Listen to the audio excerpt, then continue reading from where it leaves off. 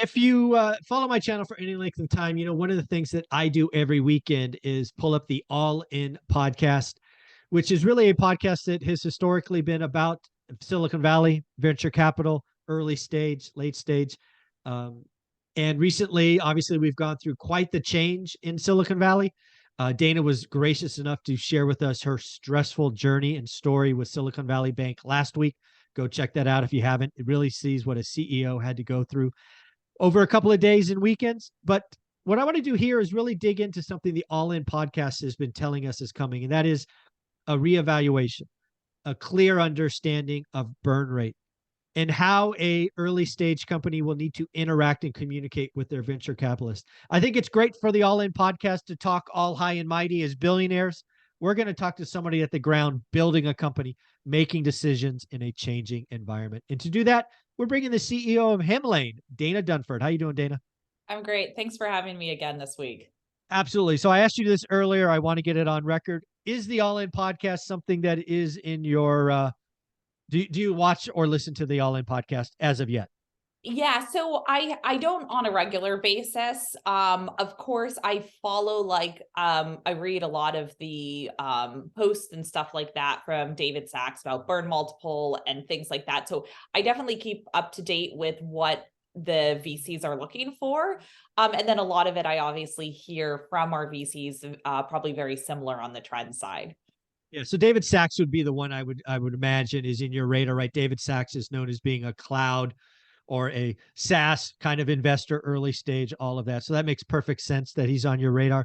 I think if you get a chance to check out some of their stuff, it is it's 90 minutes usually, but it's for a guy like me on the outside, it's entertaining. You're like in the middle, right? You are the CEO. You are the person doing the race. So you probably feel it every day and you need a break. So I get it. So why don't you talk about what's changed for you personally in Hemlane? Because my understanding is a couple of years ago, it was all about customer acquisition and growth and, a very different mindset where today it's burn rate, it's runway, it's, get us through 18 or 24 months, not 6. You don't want to do a new round right now. It's a very different landscape with what's going on in VC land. So what's going on there? Yeah, what has changed? Well, I want to start with kind of a story of what I've seen even in real estate and prop tech, more Sure. specifically.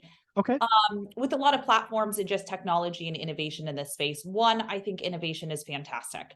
I think it's a great way to bring new models, question existing models, and provide better solutions for the end customer, right?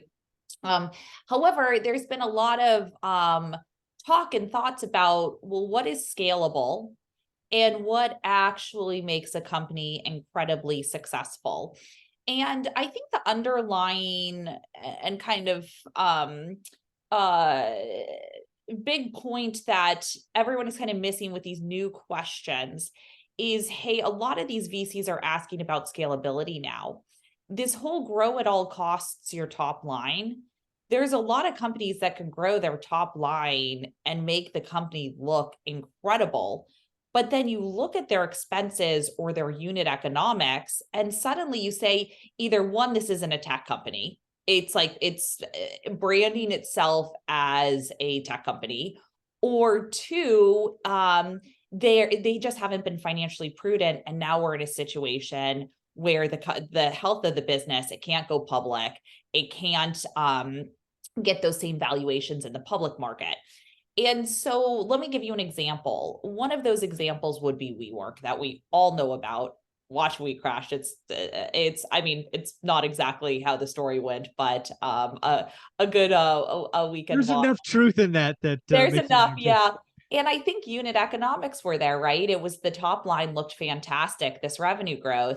But then there were suddenly these questions of like, wait, it costs more to service your customers than how much you make in revenue from those customers. And so that That's was, not good. yeah, that was probably kind of the impetus of, at least in the prop tech space, of questioning unit economics and gross margin. And I'm going to kind of walk down the P&L, like, so your income statement. So Perfect. that was kind of the impetus. And that was, I can't remember, it was a year and a half ago. Everything's blurring together. But suddenly you saw all of these VCs suddenly never care about your revenue. all they cared about was gross margin, because that would help show the unit economics. And so they would really push back of, well, what is in your cost of services? If you have some sort of headcount, like for us, it's repair coordination, right? We have coordinators who help service every single customer and request. Can make sure all of those are in that cost of services. How much does it cost? This is your revenue, but how much does it cost to service your customers? And that really helps understand how much is the technology working, how much do you actually have human capital working, and what does that gross margin look like? So that was the first thing that changed. And so some new metrics and stuff like that was like when you looked at lifetime value of a customer, or you looked at growth. It started where, and this was, about a year ago, investors suddenly started saying, okay, no, we're not even going to care about revenue growth. Give us your gross profit, like your gross margin growth. And suddenly the whole conversation changed, and it was that nothing was on the revenue side.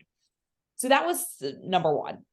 Then number two came to what we're seeing today, right? Tech layoffs, change in valuations, obviously, because interest rates have increased. So when you look at the discounted cash flow of these companies over time, suddenly they're not worth as much as you expected them to be. So now they've gone even farther down that income statement P&L.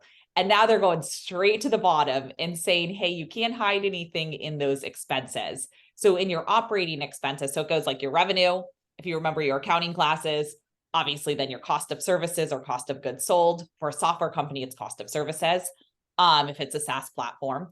And then after that, it's your OpEx. And now suddenly that has changed. So in 2023, it's now asking about the bottom line and what does that look like compared to your revenue growth. And so one of the big metrics that the VCs are all asking, I can't remember if it was David Sachs or another VC that really brought this to light, but it was the burn multiple.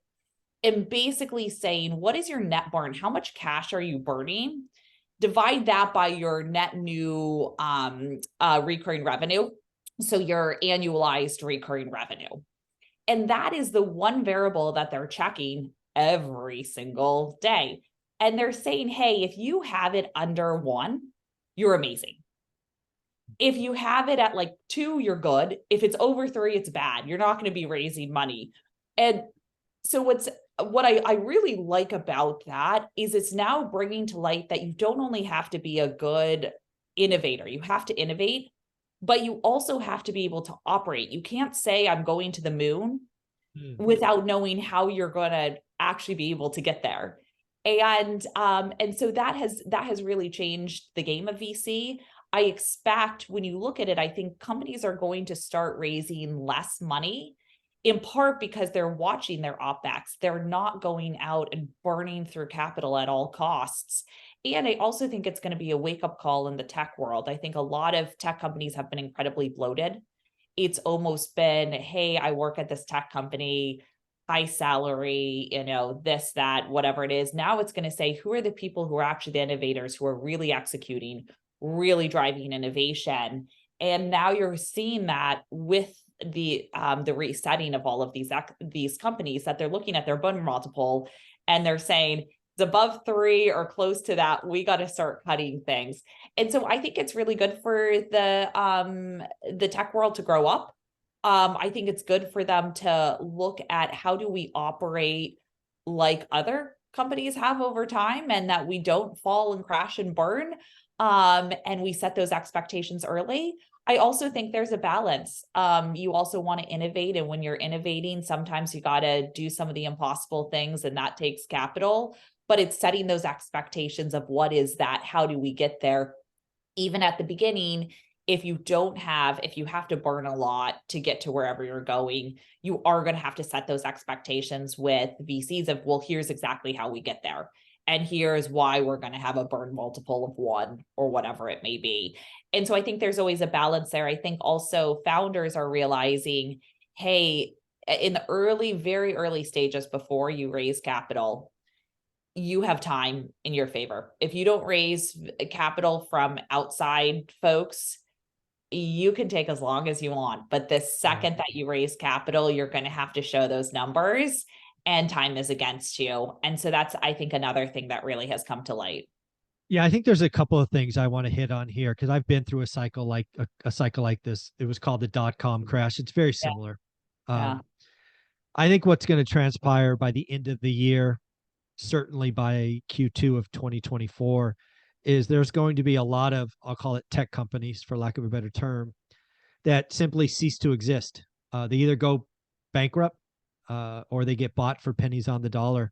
Because I think there's a lot of CEOs that frankly don't understand and are still not looking at the income statement. Yeah. Right? They haven't changed because what's happening in this environment now is the strong will survive and thrive. They will get their disproportionate share of a smaller pie, and there'll be a lot of people that don't get a piece of the pie. And where I'm going with this is, I think like you said, Silicon Valley will grow up. It's 20 years, 22 years since the last kind of cleansing, and there's a lot of CEOs who didn't experience the dot-com crash. They were in high school or junior high or whatever, and sometimes when you're a young CEO, your ego writes checks your ass can't cash. So I see tech layoffs increasing. Right now, we're seeing them at Amazon and Meta now have had 2 rounds. They will have a 3rd round, where I think you're going to see a lot of kind of quiet layoffs. And there was at one time a layoff tracker. It may still exist, where you're going to see, hey, we had to shut down. 25 engineers let go, and 50 of this and all of that from the small companies, because they're not going to. The CEOs won't be able to raise. They'll raise too late. They won't take the down round or the medicine, and we have a lot of pain coming in the valley. And I say this as someone who was at a startup who had just started their roadshow pre 9/11, right? So a roadshow is your founders and your VCs go on the road. They go meet with equity. They go meet with Wall Street, because it's kind of, are we ready to go public? Yeah. Everybody at the company I was at expected to go public in the next 6 months. Right? We were having parties and already, talking about because we slaved away for 5 to 7 years. It was a long time. And then 9/11 happened. That was the event for us. And I still remember, like 90 days after that, I had to lay off about 30% of the company, of my part of it. And it can happen that fast. Yeah. So I think the Valley has some pain, and everybody thinks it's happening now. I would tell you most of the pain in the Silicon Valley, kind of at the mid tier and below, it'll start in Q4. That's what I see coming, unfortunately. And again, I think it's a good thing. I think anytime you have a misallocation of capital and capital is not appreciated and used correctly, it's a bad thing. But unfortunately, as a reset happens, there's some innocent victims, if you will. Yeah. Yeah, I agree. And I think, it hurts a lot of companies. It also, in these times where you do have bubbles, you do have resets, it also has the best companies come out of them. Yeah.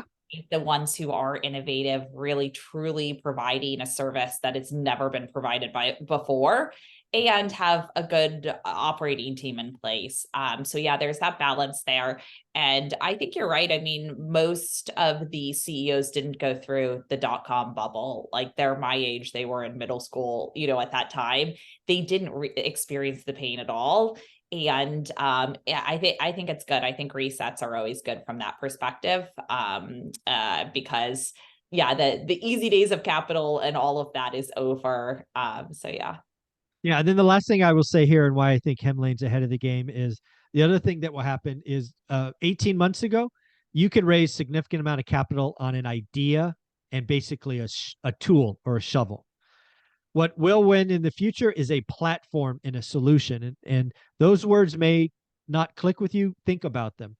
What's going to work going forward is not a tool, it's a solution.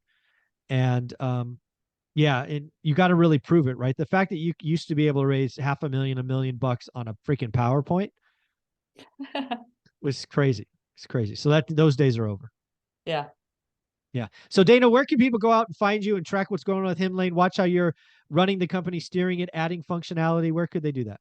Yeah, so property management, we're property management platform for the everyday people. And so you can go to hemlane.com, HEMLANE.com. We do have a free trial there, so go ahead and click on that at any time. Mention Michael Zuber or one rental at a time for 20% off your first year. Folks, yeah, if you're in the real estate game, even if you have a property manager, I suggest you go do the trial. It's free, and just learn how to interact with clients, track your audit trail, communication. It's a lot of fun. And more than that, Dana has created a free PDF in the free course. And in my paid course, there's actually videos of Dana walking you through the application. How cool is that? Thanks, Dana. Thank you.